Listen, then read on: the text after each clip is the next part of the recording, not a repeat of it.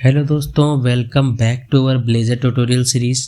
तो पिछले वीडियो में हमने क्या देखा था, एडिट फॉर्म का यूज़ करके लॉगिन फॉर्म बनाया था जिसमें यूज़र का डेटा सबमिट होने के बाद टेबल में शो हो रहा था। लेकिन इस वाले फॉर्म में एक प्रॉब्लम थी। वो क्या थी, जब हम सबमिट पर क्लिक करते थे तो ब्लैंक डेटा यहाँ पे जो कि आपको दिख रहा होगा ब्लैंक टेबल में वो शो हो रहा था। ठीक है, तो अगर यूज़र इम्पटी छोड़ दे, पासवर्ड ना भरे, तब भी फॉर्म सबमिट हो रहा था। तो रियल एप्लीकेशन में ऐसा नहीं होता है। इसलिए आज की इस वीडियो में हम सीखेंगे कि फॉर्म वैलिडेशन कैसे काम करता है ब्लेजर में यूजिंग डेटा एनोटेशन। ठीक है, तो सबसे पहले हम पढ़ें समझेंगे कि व्हाट इज़ वैलिडेशन। हमारे माइंड में सवाल आता है कि व्हाट इज़ वैलिडेशन, वैलिडेशन क्या है। तो वैलिडेशन का मतलब होता है यूज़र के इनपुट को चेक करना। ठीक है, मतलब ये इंश्योर करना कि रिक्वायर्ड फील्ड इम्पटी ना हो, ईमेल सही फॉर्मेट में हो और गलत डेटा सबमिट ना हो। वैलिडेशन हमेशा फॉर्म सबमिट होने से पहले होती है।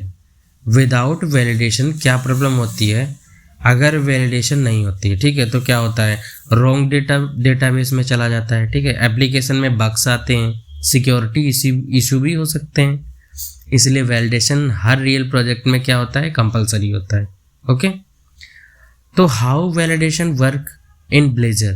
सबसे पहला ये भी हमारे माइंड में एक क्वेश्चन आता है। तो ब्लेजर में वैलिडेशन का सिस्टम थोड़ा डिफरेंट होता है। ठीक है, यहाँ जावास्क्रिप्ट नहीं होती है, मैन्युअली इफ एल्स चेक नहीं लिखने पड़ते हैं। ठीक है, ब्लेजर वैलिडेशन होती है सीसा मॉडल के थ्रू। ठीक है, इस कॉन्सेप्ट को हम कहते हैं डेटा एनोटेशन। ओके, अब एक और क्वेश्चन यहीं से हमारे माइंड में बन गया कि डेटा एनोटेशंस क्या होते हैं, व्हाट इज़ डेटा एनोटेशंस। ठीक है, तो डेटा एनोटेशन .NET का बिल्ट इन फीचर होता है। इसमें हम मॉडल के ऊपर यहाँ पे अपना जो भी है यहाँ पे हम लिखते हैं स्क्वायर ब्रैकेट में। ठीक है, ये फील्ड जैसे ये फील्ड रिक्वायर्ड है। ठीक है, ईमेल फॉर्मेट करेक्ट होना चाहिए। ठीक है, पासवर्ड इम्पटी नहीं होना चाहिए। ये रूल्स ब्लेजर ऑटोमेटिकली रीड करता है। ठीक है, तो हम अब यहाँ पे डेटा एनोटेशंस लगाएंगे, जैसे कि लगाएंगे रिक्वायर्ड। ठीक है, तो यहाँ पे हम रिक्वायर्ड हमने लिख दिया। ठीक है, तो यहाँ पे ये automatic using system component model dot data annotations add हो गया। ठीक है, अब इसमें एक प्रॉपर्टी होती है मैसेज करके, एरर मैसेज। ठीक है, तो एरर मैसेज में हम अपना मैसेज दे देते हैं। तो इसमें क्या दे देंगे, रिक्वायर्ड। ठीक है, ईमेल इज रिक्वायर्ड। ठीक है, अब दूसरा यहाँ पे एक और डेटा एनोटेशन लगा देंगे जो कि ईमेल एड्रेस चेक करेगा। ठीक है, तो ईमेल एड्रेस यहाँ पे हम डेटा एनोटेशन यूज़ करेंगे और इसके अंदर हम एरर मैसेज क्या दे देंगे,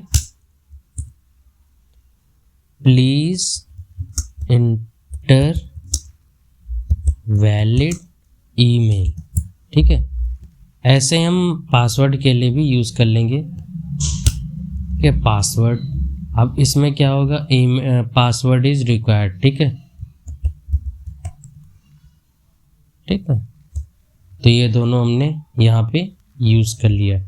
ठीक है, अब इसके बाद क्या, रिक्वायर्ड का मतलब फील्ड इम्पटी नहीं हो सकती है, email address email format check करता है। ठीक है, और एरर मैसेज क्या होता है, एरर मैसेज हम कस्टम मैसेज के लिए यूज़ करते हैं।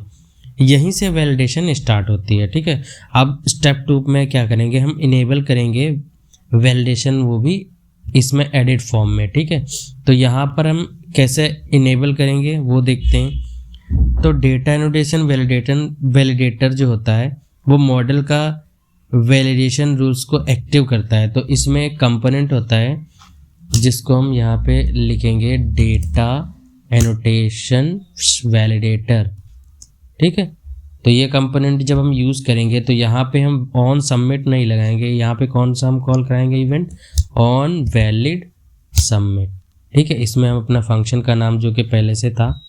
ठीक है, और एक और यूज़ करेंगे कंपोनेंट जो होता है वैलिडेशन समरी करके होता है ये वाला, ठीक है।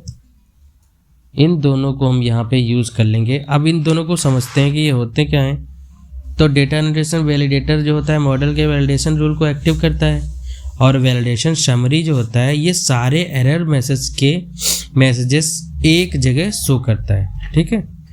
अब हमने ऑन सबमिट भी लगा दिया, ऑन वैलिड सबमिट। अब ये क्या काम करता है कि इसका मतलब अगर फॉर्म इनवैलिड है सबमिट नहीं होगा, ठीक है। अगर फॉर्म वैलिड है मतलब कॉल होगा, ठीक है। ये रियल वैलिडेशन कंट्रोल करता है। जैसे कि अब हम यहाँ पे चलते हैं, अपने प्रोजेक्ट को रन कराते हैं, ठीक है। अब ईमेल, अगर एम्प्टी ईमेल सबमिट करोगे तो एरर मैसेज शो होना चाहिए, ठीक है। और गलत ईमेल टाइप करोगे तो इनवैलिड ईमेल मैसेज आएगा, और पासवर्ड अगर एम्प्टी रखोगे तो रिक्वायर्ड पासवर्ड का मैसेज होगा, ठीक है। अब करेक्ट ईमेल एंड पासवर्ड भरना है और डेटा टेबल में इंसर्ट हो जाएगा, ठीक है। तो यही हमें यहाँ पे चेक करना है। तो ईमेल पहले डालते हैं,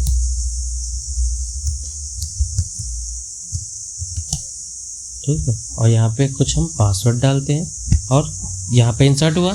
अब हम ऐसे ही सबमिट करेंगे तो यहाँ पे ब्लैंक देखो, email is required, password is required आया, ठीक है। तो ये चीज़ हमें यहाँ पे दिखने को मिलेगी। अब जैसे हमने यहाँ पे ईमेल डाल दिया, ठीक है। अब पासवर्ड हमारा है एम्प्टी, तो यहाँ पे क्या दिखेगा, पासवर्ड इज रिक्वायर्ड,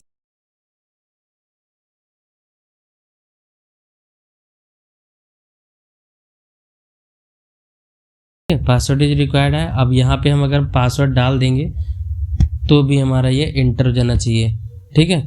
अब हमने क्या सीखा, वैलिडेशन क्या होती है, डेटा एनोटेशंस का कॉन्सेप्ट सीखा, रिक्वायर्ड और ईमेल वैलिडेशन समझे, ऑन वैलिड सबमिट का रोल क्या होता है वो समझा।